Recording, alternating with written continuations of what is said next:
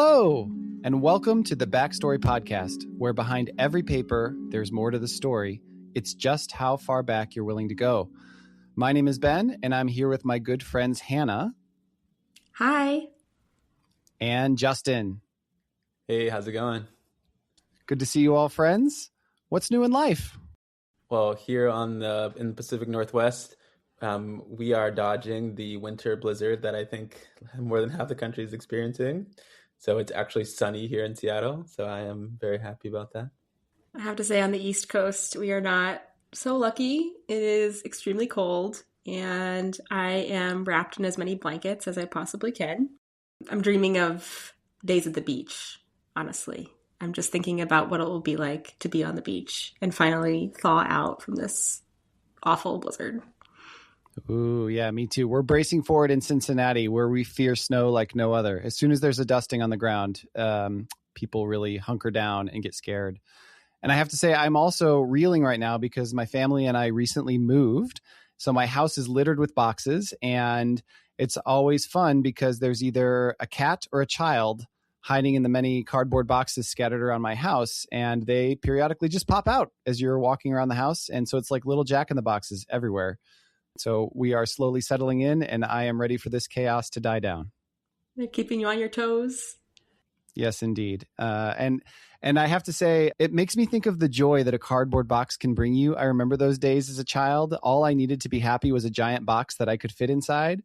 And, it makes me just yearn for the days where I was that excited about anything. To just have a box, you give that to my 9-year-old and she's happy for hours.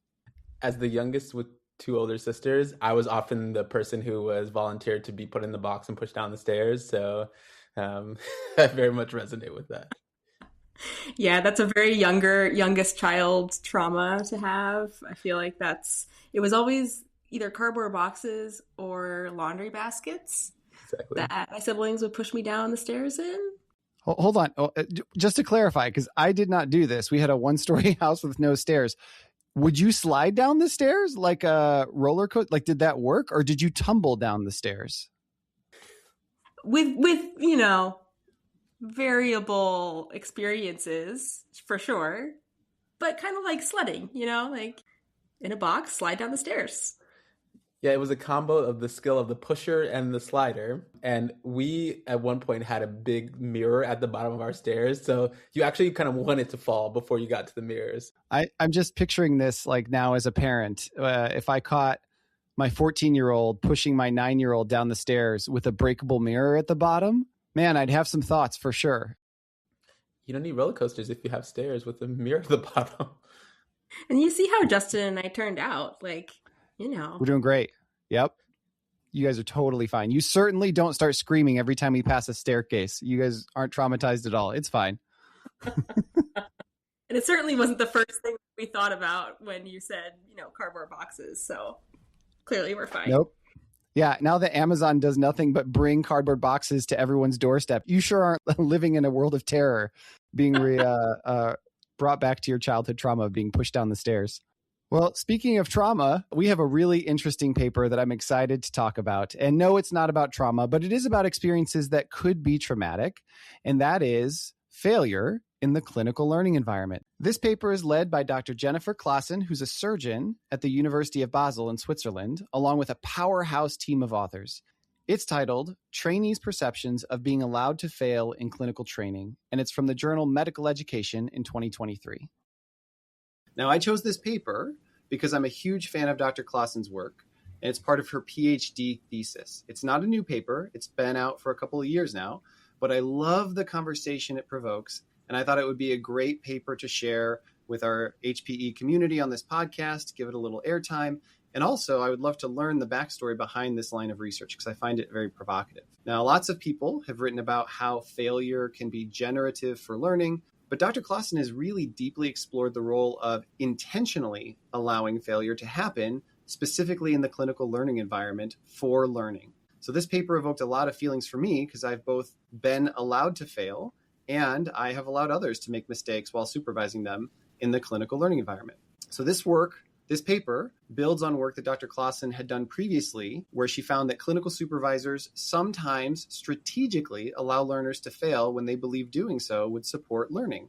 Now, to clarify, when I say fail, I don't mean failing a test. The authors defined allowing failure as a situation in which, quote, while supervising a trainee's clinical performance, the supervisor detects an imminent trainee mistake, has the opportunity to intervene but chooses not to do so because the educational gain for the trainee is perceived to outweigh the potential consequences for the patient. Now, this paper explores trainees' perceptions and their experiences around situations in which they're allowed to fail for purposes of learning. So, Hannah and Justin, I'm curious, have you ever been allowed to fail in a high-stakes environment, and how did you feel about it? Maybe I'll take the first stab. Certainly, yes. One that comes to mind is at the end of my first year of nephrology fellowship, I was placing a central line catheter in their neck so they could get dialysis. And at my hospital, it's actually not something that the nephrology fellows do very often. It's actually usually the ICU or the emergency room. So I hadn't done it. I had done many during residency, but not so many during fellowship. And so I basically kind of had sought out doing a line. And as I was trying, I had a senior graduating ICU fellow there. And basically, it was just an incredibly hard line. I was pushing really hard, much harder than I normally would have to. Sometimes you have muscles that you have to push through, but it just felt like I was going to take this needle and stab it deep into their neck. So eventually, it was actually the person who was supervising me. They waited until I said, okay, I'm sorry, I can't get this. Can you please help me? And interestingly, that person who's put in hundreds and hundreds of lines also actually could not get the central line into this person's neck. And the attending, it also took them substantial effort to get in. And so that was actually slightly affirming for me that if they do it every single day, it was still a tough situation.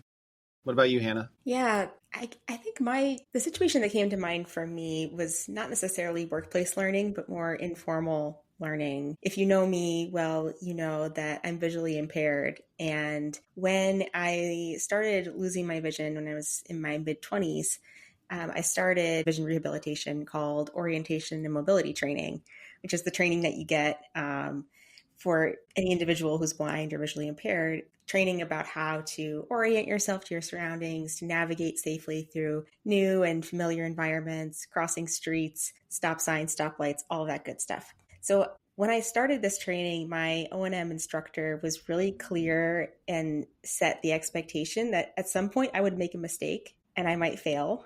And while we were out and about in the community actively working on my navigation skills, she would eventually start to take a back seat and she would start walking further and further away from me so that I was doing more and more navigating independently by myself. And lo and behold, it didn't take very long. I thought I was doing great. We were out working in the community. I crossed a street at an intersection that I thought was a stop sign, and it was in fact a stoplight. And about halfway through the intersection, I had crossed at a time that I thought was safe. And I almost got hit by a car that was coming at me because I misjudged that this was a stoplight and not a stop sign like I thought it was. And I had a moment of panic. I rushed and finally, crossed the street. And once we got to the other side, my instructor immediately stopped me and was like, okay, how do you feel? Where do we go from here? And actually, the most important thing that I learned from that experience was not safely evaluating whether it's a stop sign or a stoplight, although I know that now. The thing that I learned most from that experience of being allowed to make a mistake and sort of fail in that moment was how to deal with my own emotions and continue safely navigating and continue going even after I had failed and made this mistake that was dangerous and emotional and difficult for me. Her sort of intervention of, okay, how do you feel and where do we go from here, gave me that kind of resilience capacity to do that, because I've continued to make mistakes and failed at times like that. And that was a really great learning experience, actually. Thank you both for sharing those. I think those are perfect examples of what Dr. Klasen and her colleagues were trying to get at, is what role does allowing failure have for purposes of learning? Now, to explore this, the authors of this paper used constructivist grounded theory methodology, and they interviewed 15 postgraduate trainees from 9 teaching sites in Europe and Canada. What they did was they shared vignettes that they had developed from previous studies, and these vignettes depicted supervisors allowing learners to fail in the clinical learning environment for purposes of learning. So they shared these vignettes with their 15 participants, And they found these participants using purposive and convenience sampling across multiple specialties in these different institutions. They sampled from surgical and medical specialties from a wide variety of specialties: surgery, gynecology, urology, pediatrics, and more. They reached theoretical sufficiency after 15 interviews. And one thing I just want to call out, and maybe we can ask Dr. Klasen about, is they wrote that the lead author, Dr. Klasen, knew most of the participants before the interview, is how they wrote it. So I'd be curious to think about if and how that relationship might have impacted the results. So the authors used constant comparative approach and iterative data analysis to develop 3 different themes. So I'm going to pause here before we get to the results. Hannah, Justin, any thoughts on the approach that they took? I just have one comment about the method, constructivist grounded theory, and kind of want to nerd out for a second. The term constructivist grounded theory actually feels a little bit misleading, because the way that people use the method does not necessarily mean that you come from a constructivist framework or paradigm. So my brief sort of tangent is going into theories around the nature of truth or reality. Most of us in medical training, we are trained in the positivist paradigm, where there's a single truth, that we can discover that truth by doing experiments, do things like randomized controlled trials to control for all the factors. Constructivist paradigm believes that there is not a single truth, that truth is constructed individually, and that there are multiple truths or realities. But really what constructivist grounded theory is referring to is comparing to classical grounded theory, where you come in without knowing anything about a topic, and you basically build a theory that's grounded in the data and only in the data that you've collected. Where constructivist grounded theory is actually bringing in prior knowledge and then building on there and having a theory that's grounded in data. I've used CGT, constructive grounded theory, from a critical theory, critical lens orientation, where I'm focusing on how power creates reality and truth. So I think they do a really nice job of walking us through how they are changing the groups that they're sampling. They start off with surgeons and then go to medicine and pediatrics, and finally end with folks who are in the health professions research space. And it is a really nicely reproducible study.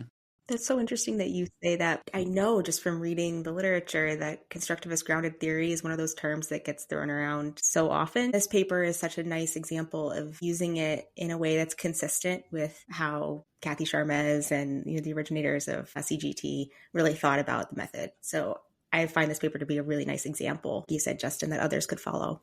Fantastic. Thank you both. So what did they find using this constructivist grounded theory? Well, first, their first theme found that failures are common, that they're valuable for learning, and that at times there can be very emotional experiences. I think this is probably what most of us would expect. We've all experienced failure, and we've all learned from them. But where things get really interesting to me is the second theme. And what participants said is that despite perceiving that supervisors were allowing them to fail for the sake of learning, so they knew what was happening, they said that their supervisors rarely explicitly acknowledged doing so or provided a rationale for doing so. So they were kind of left to wonder why it was happening. And in the absence of such a discussion, learners tried to make sense of things on their own. The third theme dives into that sense-making process. So for learners, what was most important was the intention of the supervisor, or at least the perceived intention of the supervisor. If learners thought that their supervisor was allowing failure for learning, and it was not threatening patient safety, then they thought it was a good thing to experience. However, if the supervisor's intention was perceived to be malignant or inappropriate, then the failure was seen as destructive and akin to bullying or humiliation or even laziness. Now, remember, the supervisors didn't really acknowledge allowing failure. And so these intentions are usually inferred by the learners from their supervisor's behavior. And indeed, the authors did find that learners reacted differently to the same vignettes that they were discussing and the same experiences that they were remembering. So variable interpretations of being allowed to fail depending on the learner and how they were perceiving the intentions and the actions of their supervisors. So there's really kind of a gap there where a lot can happen in terms of making sense of what's happening. So I'm going to pause one more time and say, Hannah and Justin, how do these findings sit with you? There's a really interesting sentence in the discussion where the authors say that, quote, even if the attribution of destructive intent is inaccurate, the negative impact on the learning environment is no less real for the trainee perceiving this mistreatment. And it got me thinking quite a bit about the gap between intentions and impact. And we see this so frequently between educators who may have well-intentioned efforts to improve learning, and yet the impact that it has on a trainee is a harmful impact. And sometimes even the intention of the educator is unconscious. There's not even an intention necessarily prescribed to it, but the trainee feels that impact. What I love about this sentence and about this paper as a whole is that it treats the trainees' understandings and the impacts of failure as real and valid, understanding that this is an impact that happens whether or not people are aware of it or whether they are intentionally trying to produce it. I love the fact that the authors centered the trainees' perspectives and that they acknowledge their feelings and their experiences as completely valid. One of my takeaways from this paper is I care a lot about thinking about safety in the learning environment. And one of the big topics that many people bring up when you talk about safety is people will say, in learning environments, people need to be uncomfortable. They need to be pushed. They need to be allowed to fail. And if we just have safety all the time, then people won't grow. I think this actually breaks that dichotomy because it shows that even in failure, there can be safe failure and there can be unsafe failure. And to me, it's a cool representation of that. Totally agree. And my main takeaway is just what a human enterprise education is. I mean, at the core of it, that's really what we are as educators is we're humanists. And I think about my own day-to-day life and how the way I receive different words or actions varies greatly depending on my perceived intentions of the person. And it's why some of my friends and family members can say and do things that won't upset me, but if a total stranger did them or somebody I perceive to have bad intent, it would. Or sometimes it's the opposite. Sometimes I'm pretty sure my kids are just trying to trigger me into being mad or something like that. This study really just reflects life and humans to me. And for that reason, I really, really love it. So to summarize,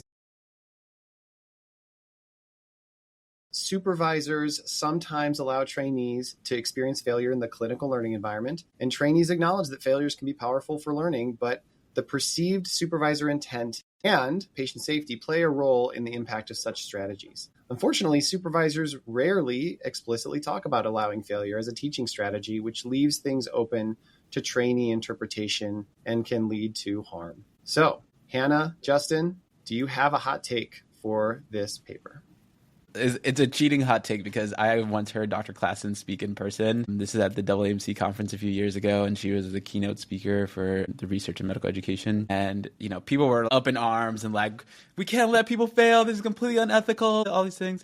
And she said, let's be clear. Every time we as attendings go home and we leave the trainees in the hospital unsupervised, we're allowing them to fail. So until everyone is willing to spend all their nights in the hospital, I think this is a topic that feels very relevant and that we should learn about. And so that's my hot take.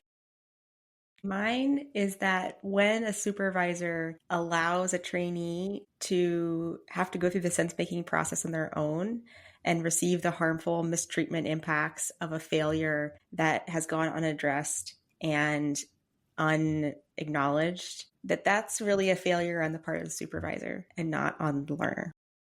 My hot take is that words matter. And I've talked about some of her work to many people. Some people have big reactions like you described, Justin. And I really think it's the word failure. I think if we use the word mistakes instead, people would feel a little more comfortable with this whole idea. And so just the idea of what we call things, is it a mistake or is it a failure or does it matter what you call it, I think sets the tone for the whole conversation. So I like the fact that we're using the word failure because it really drives home the stakes of some of these moments with patients. And I think sometimes calling it a mistake makes it a little more palatable as an educational tool. I can't wait to learn from Dr. Klasen, and thank you listeners for joining us on the Backstory podcast.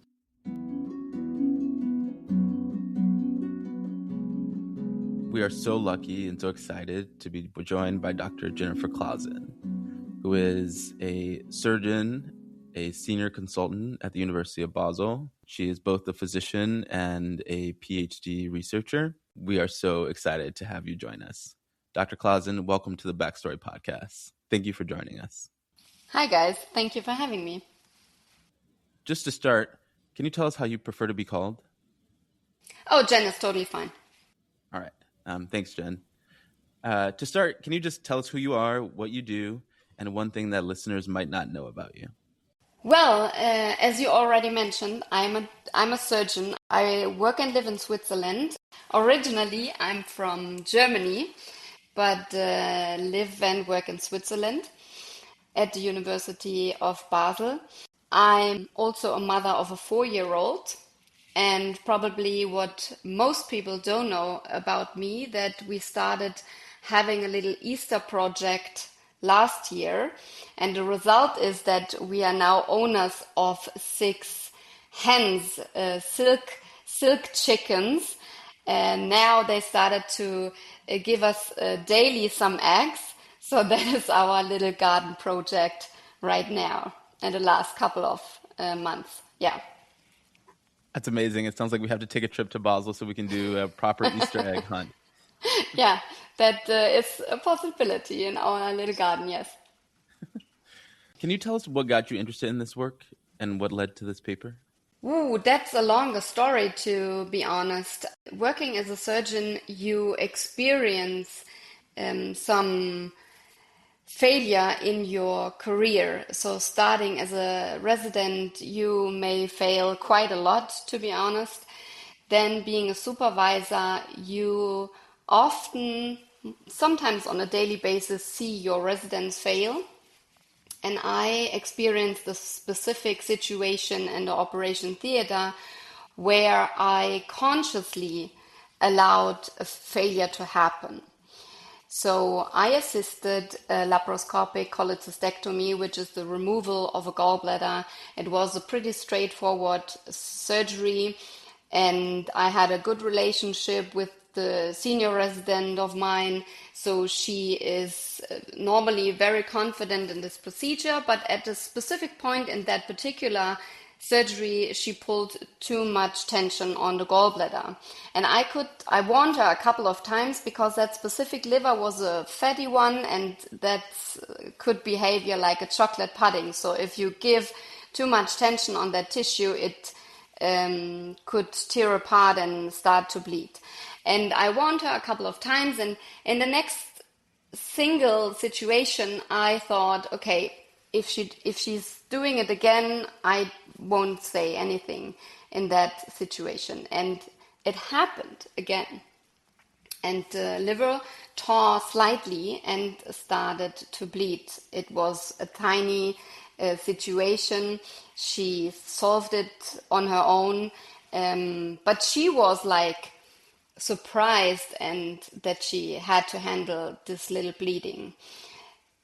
She approached me about that situation, wanted to have some feedback, and I said to her, well, we have to tell the patient that we had a little bleeding and you had to resolve the problem. He left the hospital after 2 days like any other gallbladder without having any issues, and he had an issue about that bleeding situation. So everything was fine. But after a couple of weeks, she came back to me and said how influential this situation was for her. And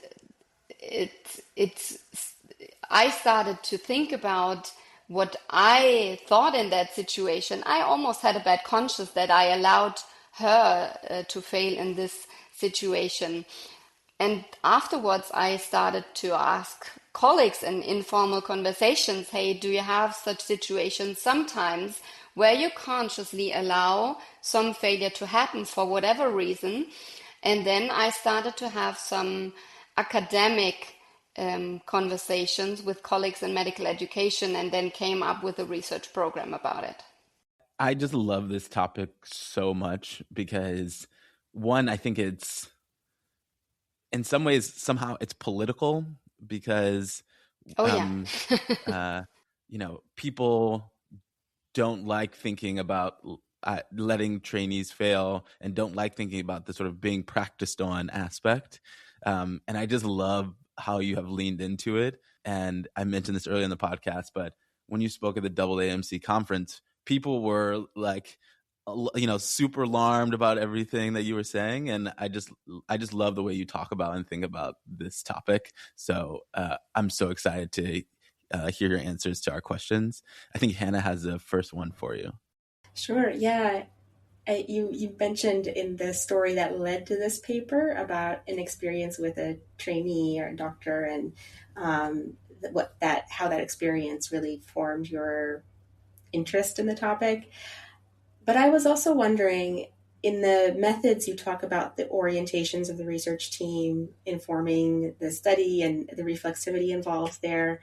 And I was curious about your your own experiences of failure among the research team? Like, how did you surface and talk about what failure meant to you? How did you move through those emotions or those memories as a team? Well, I think first I had to get into a deeper conversation with myself about that topic, right? Because at the beginning it was more about I allowed failure to happen as a clinical supervisor. But in the end, I had to come back and have this reflect with myself, how do I handle failure with me? And I have a pretty complicated relationship with it. Like being a surgeon, if you have a complication, I reflect all the time. Did I do something wrong? What could I have done better? What was the problem? Was I not in the best performance? So I reflect a lot into myself, which might be problematic, but also maybe the main reason why I was diving so into that research program, right? In the team, we had conversations about failure, but we also had perspective from two main researchers in our team, Lorelei Lingard and Eric Dreesen, who are not clinicians, and they had insights about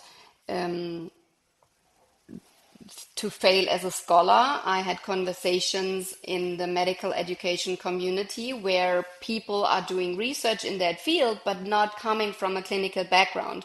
So there started another conversation about failure, but in the academic background, right? So I think you have to acknowledge that we have different fields where we can fail in our daily life, and how you reflect.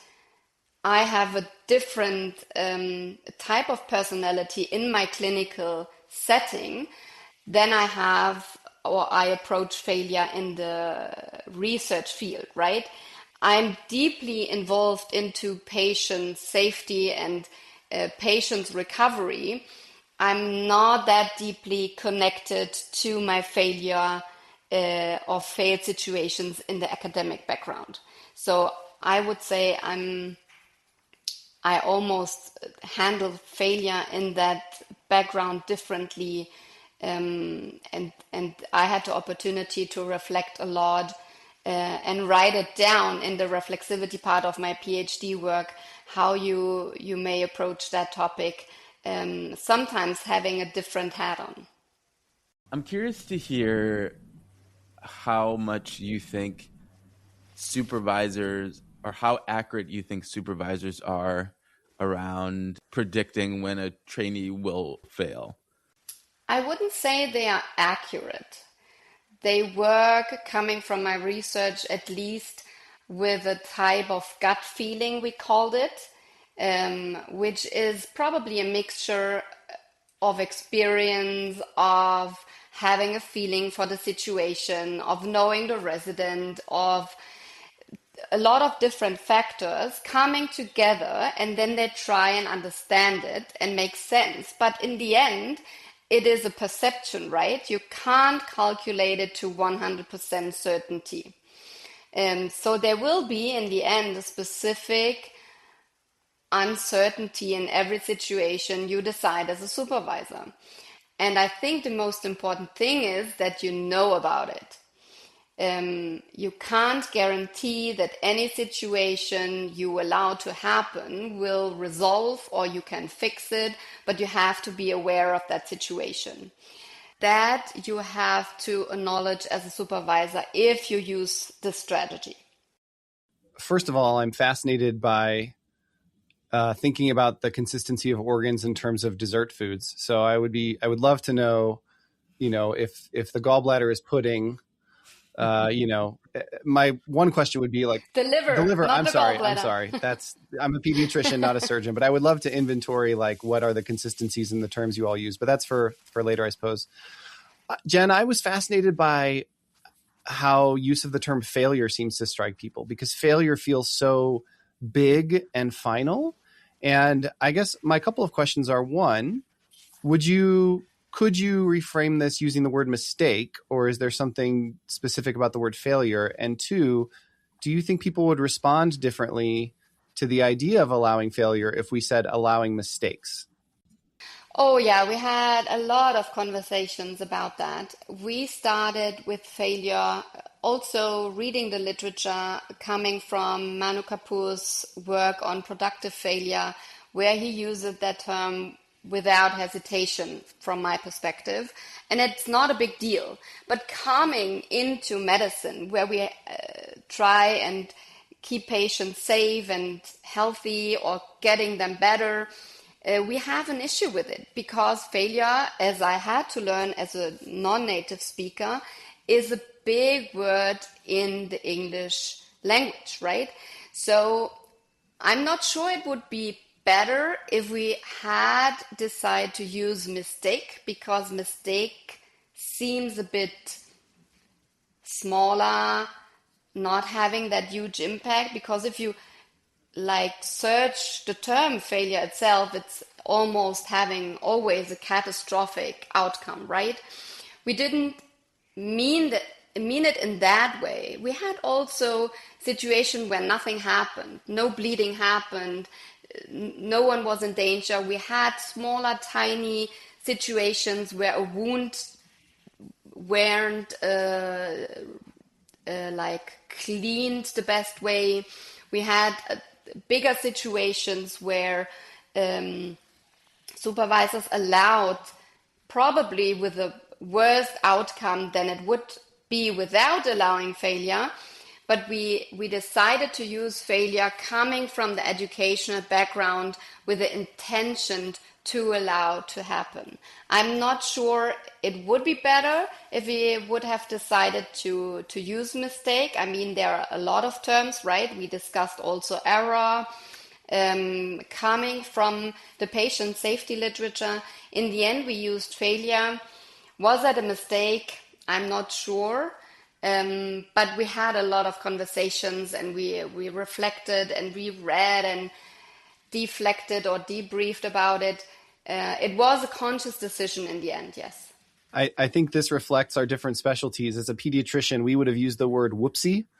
In surgery, we use the term failure. I think it's just, we allowed a maybe a whoopsie. Yeah, we allowed a whoopsie. A surgical whoopsie. I will start to use that definitely now, and call it with my residents also a surgical whoopsie, and see what happens then. I like it. Yeah, it maybe takes a bit the seriousness out of it.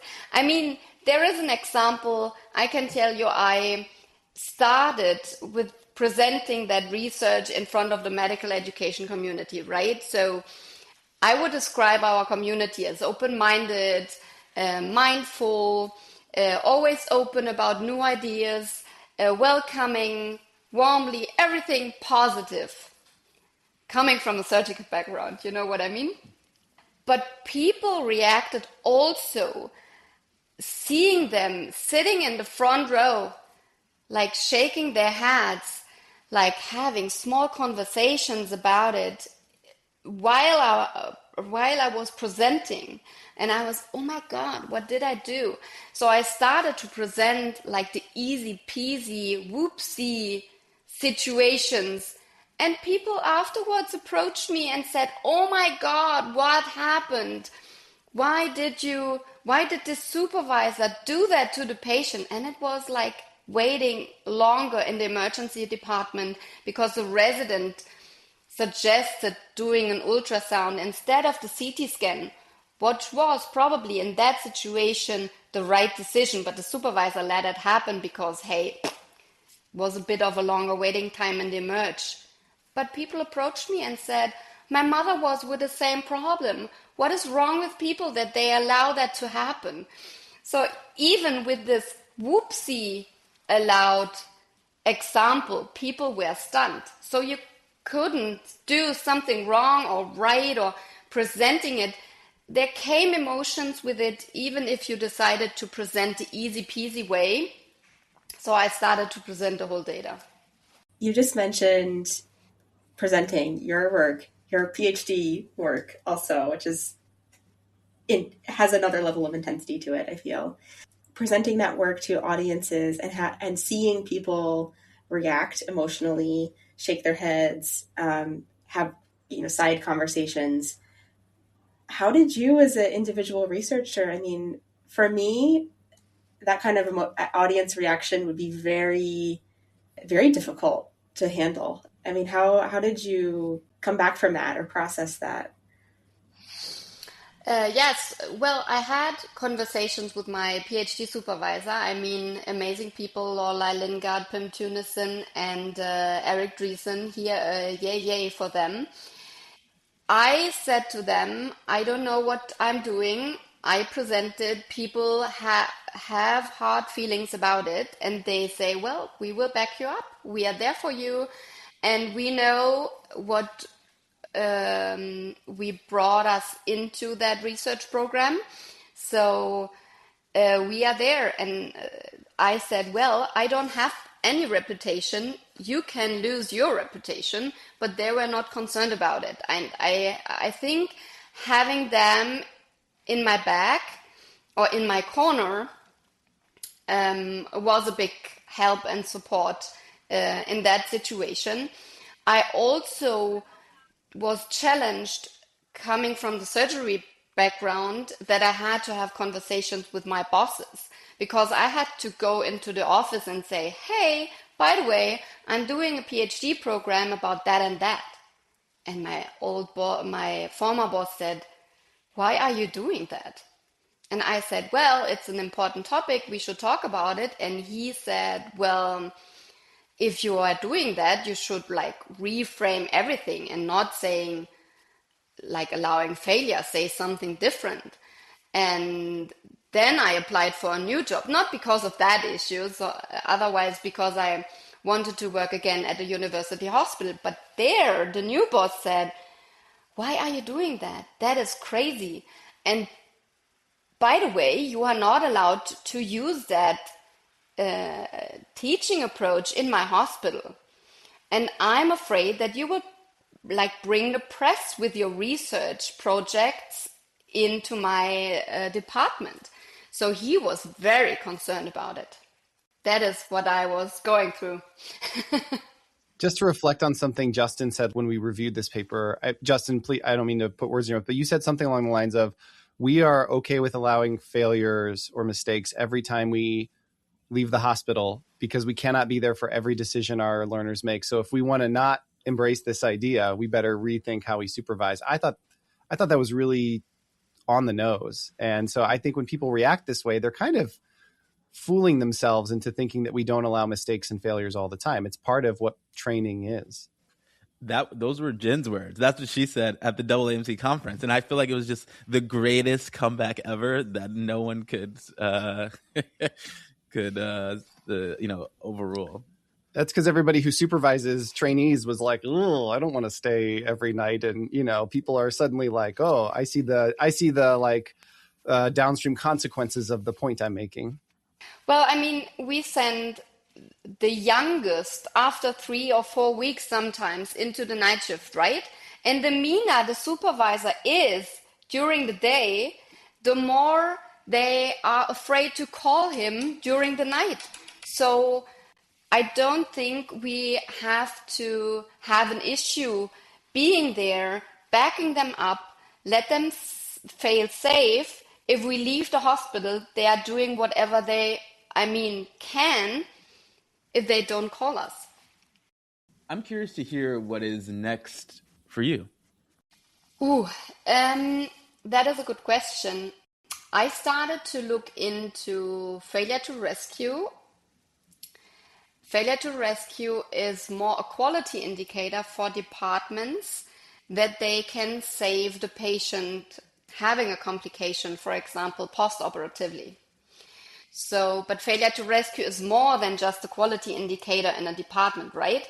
They are often first responders, for example, a resident being alone in the night shift or during a night shift and try to save the patient while we are home alone and sleep. But in the end, there are supervisors, they're coming back to the first responder and say, hey, you let the patient die because X, Y, and Z, you didn't react correctly, but maybe we missed something during the day. So I started to look into that type of failed situations and experience that trainees are sometimes deeply troubled by such situations, and we are not backing them up in any way. So we can do better and we can do more in such situations, for example. And regarding the allowing failure topic, there is one study open and left I would like to do, and that is interviewing patients about it. Not patients being in the hospital, but asking like the society, right? What do you think, knowing here in the hospital, we sometimes allow failure to happen, and see what they think or perceive about such situations. If you have transparent conversations with patients about failure, that you might be surprised how they react.